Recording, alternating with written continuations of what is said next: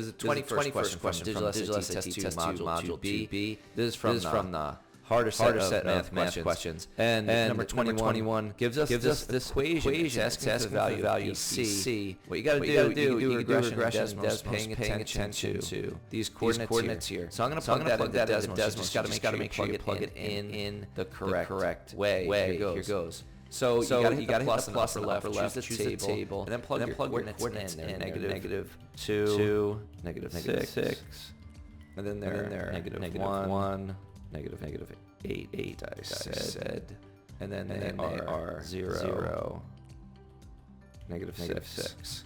And then when you plug desmos, you can't put y, you got to put y1. And then you got to put tilde, and then it's 2x1 squared plus bx plus c.